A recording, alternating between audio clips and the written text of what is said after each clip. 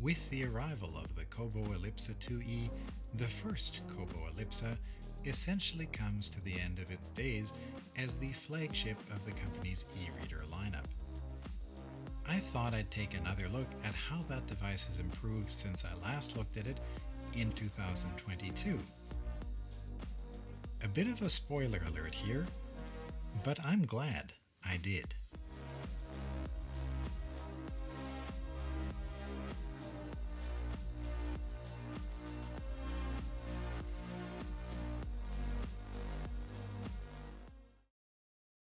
So, as I suspected, there was a fairly big software update for the original Elipsa. The updates are listed here, but what really grabbed my attention was this bit here regarding improvements to zooming in on PDFs. After all, PDFs were one of the areas where the Elipsa delivered a fairly rudimentary experience at its launch. So, what's changed? Well, pinch to zoom in PDF documents is now a good deal quicker than it was, and importantly, is considerably smoother than before.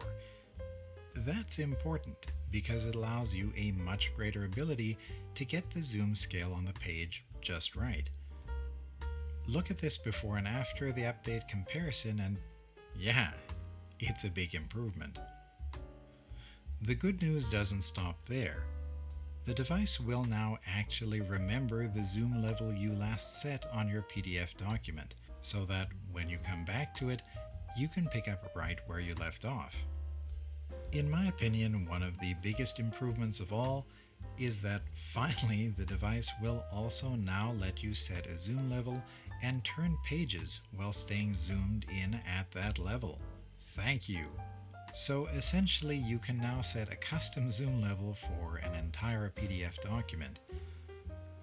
Although importantly, in order for this to work, you'll have to go into your settings menu and ensure that tapping the screen is set up to turn pages.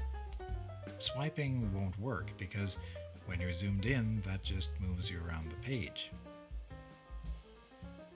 I was really impressed to note that Kobo has rolled out these same zoom features to other Kobo devices, including the Kobo Forma.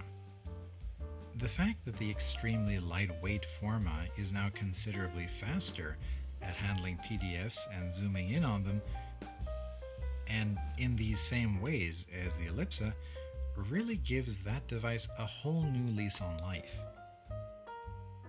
So if you own a Kobo Forma, I think you might want to get this update, as it has a good chance of changing your perception of that device.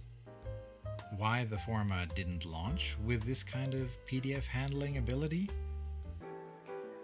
Come on, some people have a life to get to. Come, I can't actually do anything when this happens. Insufficient processing power for what it's doing.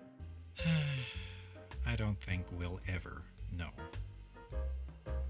Back to the continued benefits of this update for the Elipsa, writing does seem a bit faster, along with erasing.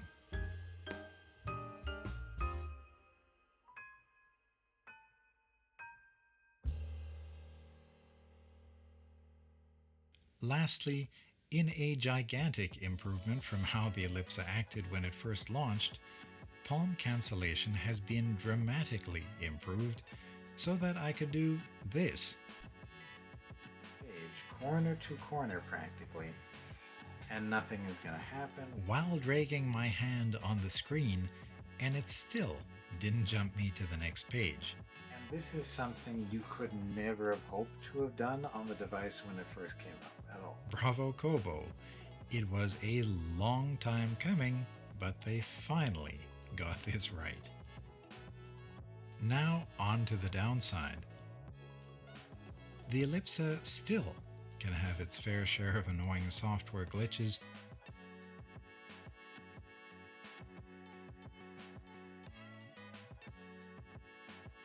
and while the new zoom improvements work in dark mode on PDF documents, dark mode itself could still be better.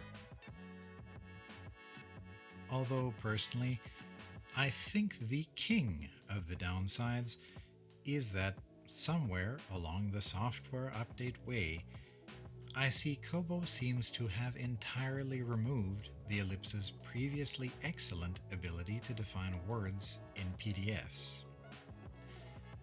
I'd forgive you if you just gasped at that piece of info, as this probably ranks right alongside the all time most stupid decisions I have seen any company make ever.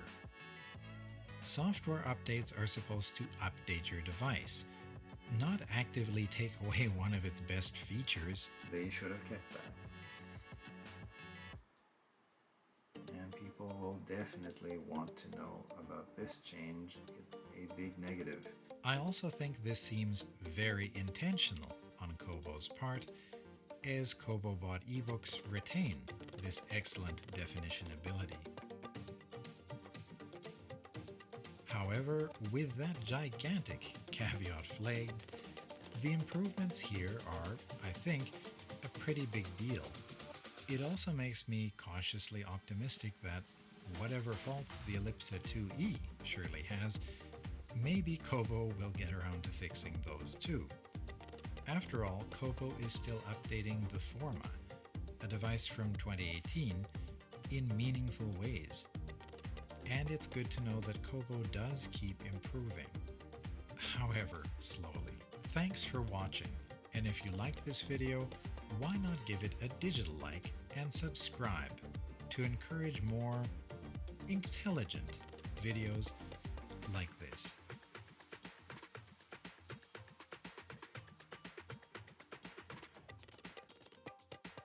Let's go back to before here. Whoa, no. Enjoy reading, listening as much as you want. Why did this come up? Why did I just get a Kobo Plus?